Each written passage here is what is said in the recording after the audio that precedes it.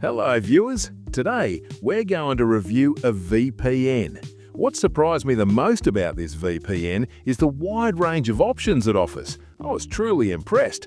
For example, there's a huge selection of applications and a comprehensive security bundle that includes antivirus, breach alerts, and an alternative ID. The list of features is extensive. There are so many of them. Each option is categorized separately, such as streaming content, social media, streaming media, and even a dedicated VPN for ChatGPT. The options are endless. First, let's take a look at the pricing, as that's an important factor for all of us.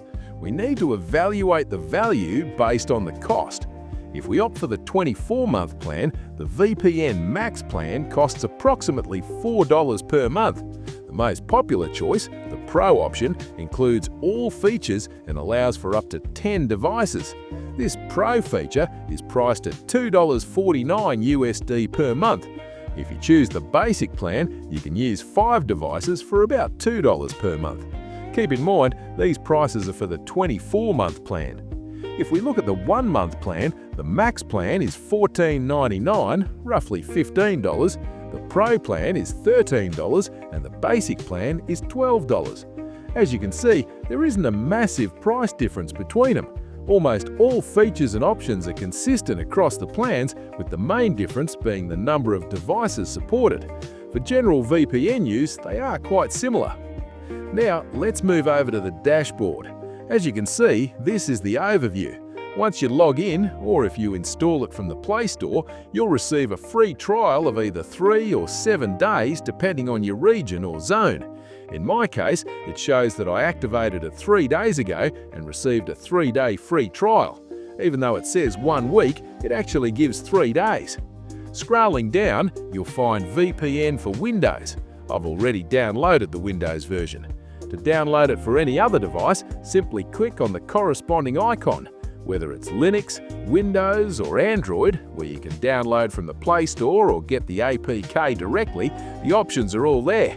For Kindle Fire, an Amazon link is provided. There are also installation instructions for PlayStation, Xbox, Apple TV, and other smart TVs. Furthermore, there's an option to install it on your router. Manual configuration is available for OpenVPN. By using the OpenVPN application, you can manually connect it to your router. Your username and password will be displayed here, and you can generate new credentials whenever you need it. One thing I want to point out is my connected devices.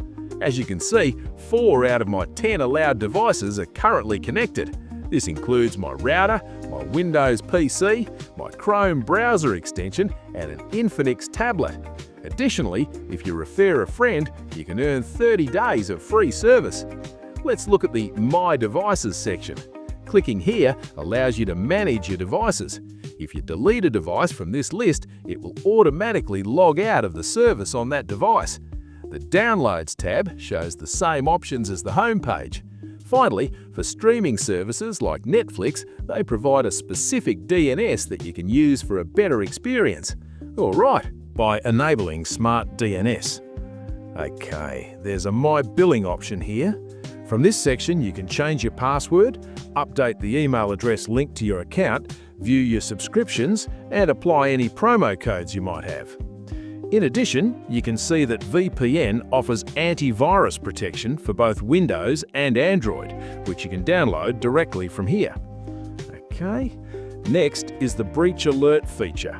Whether it's your email address, credit card, SSN, or phone number, you can monitor here to see if any of your personal information has been leaked.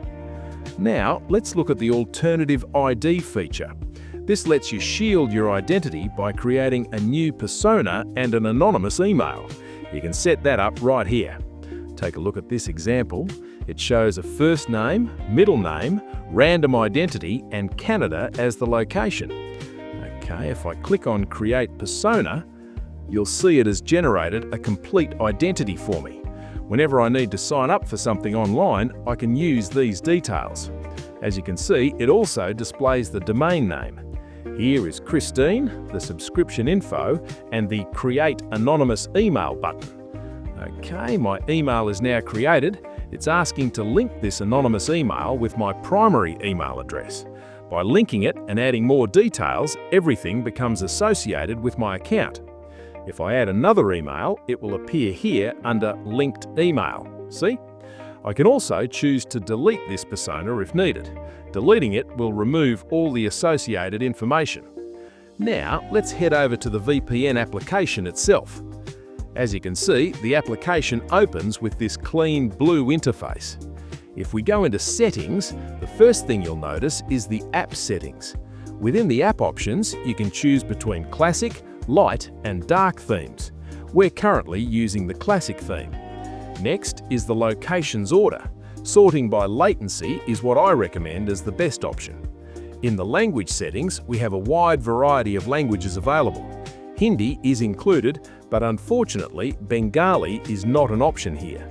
Okay, Arabic is also available. Then we have Start App Minimized. If you enable this, the app will launch in a minimized state. Show VPN tray notifications will give you an alert every time the VPN connects. Show antivirus tray notifications provides updates for the antivirus as well. Moving on to the privacy options, you can choose to block ads, enable block malicious websites, and turn on block online trackers. It's best to keep all three of these enabled for maximum protection against online threats. As you can see, clicking this option redirects me back to the previous section via a hyperlink. It takes me right back there. Okay. So, breach alert. It's showing the same thing again. If I want to protect an email address, I can find out through this whether any of my information is being breached.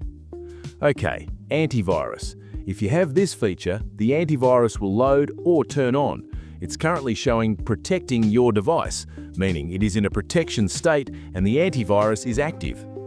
Next, let's look at the VPN. In the VPN section, you can see locations, streaming, the double VPN option, and static IP options. I honestly haven't noticed this many options in any other VPN before. Well, some other VPNs do offer these things. We've reviewed a few before that had them, but many options were missing in some while others had them. Here you can see the protocols they are using and you can choose from them. For example, they use the WireGuard protocol by default along with streaming proxy, IKv2, OpenVPN TCP, OpenVPN UDP, and shadow socks. However, the downside is that they haven't provided the option to use socks or WireGuard separately, as we see in IPVanish or Provido VPN. I would request the developers that if such a facility can be provided for us to use, they should try to make it available. Now you can see an option here to check the IP. Clicking here directly takes us to the What is my IP address location page. Alright, so let's do one thing. Let's connect one by one and see what kind of speed we get. I'll select Optimal Location first. Bangladesh has appeared because the network I'm currently using is a Bangladeshi network, so the optimal location is Bangladesh. Okay, now I'll check who is my IP to see their IP quality and grading. I can see the page is loading. As you can see, our Bangladeshi IP has loaded and it's ending in 42. We can see it here as well. The 42 IP is loading.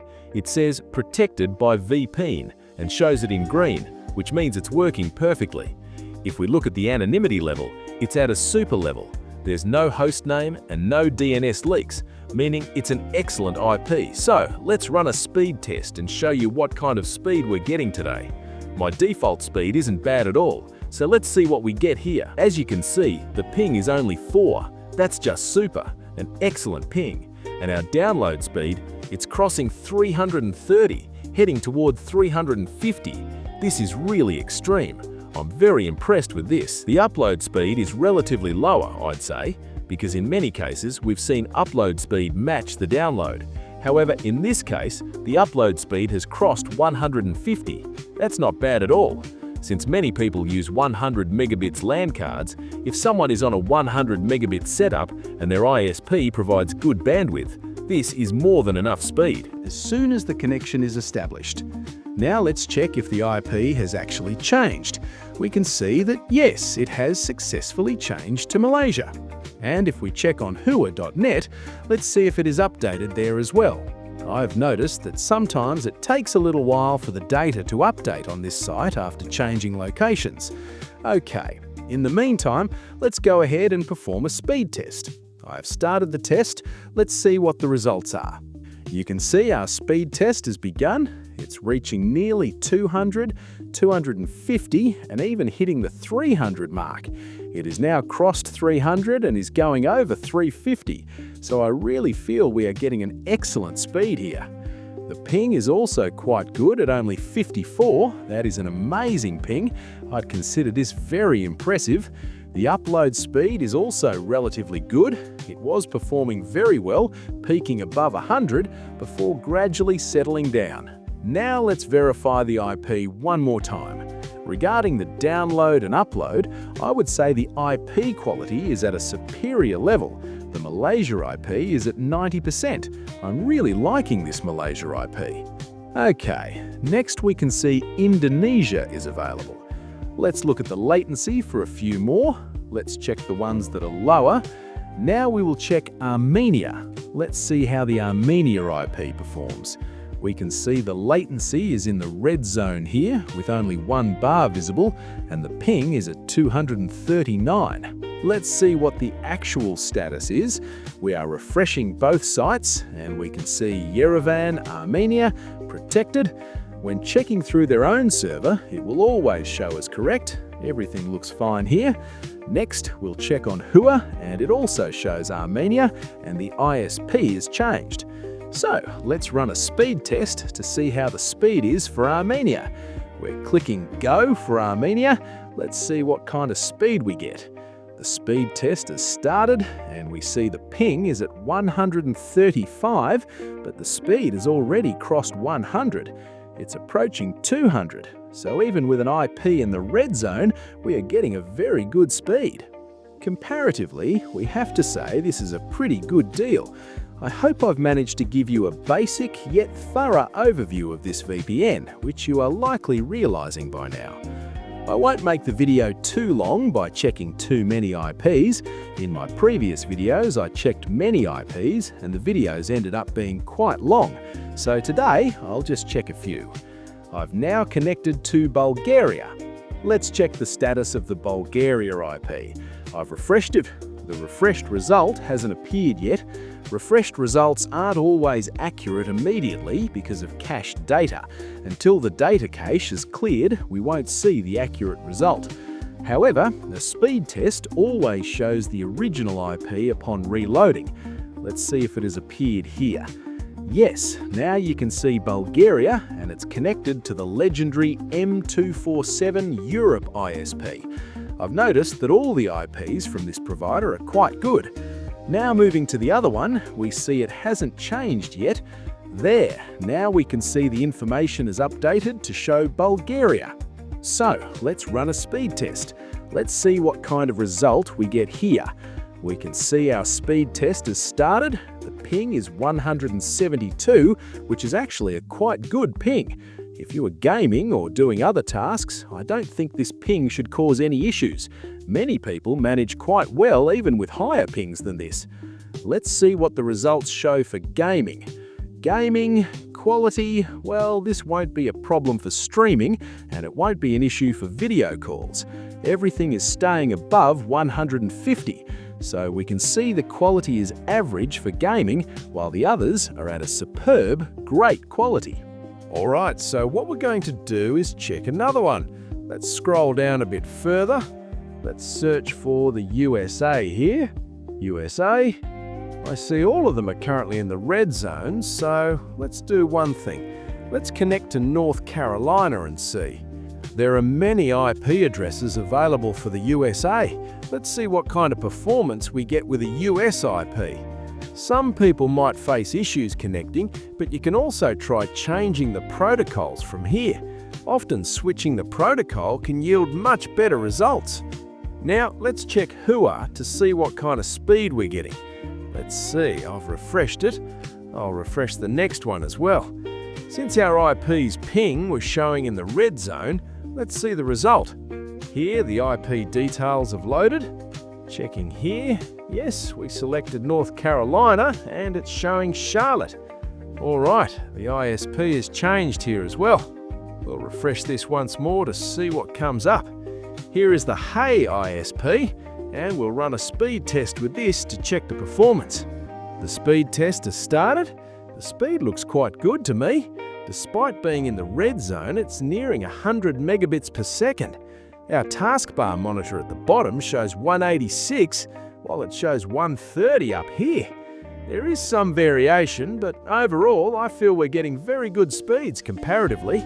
Most importantly, I'd like to thank my ISP. They provide such a solid connection that I'm getting excellent speeds even while using a VPN. Many people see great speeds on fast.com, but their speed drops significantly when they use a VPN. This is because a VPN requires raw, real-time speed, which is essentially the IIG, or International Internet Gateway bandwidth. So, that's it for today. How did you like the video? Also, let me know which products you'd like to see us work with or review next. If you have any questions or want to know more about these things, feel free to ask in the comments. We'll do our best to provide detailed information. That's all for now. Allah Hafiz, ta-da, goodbye.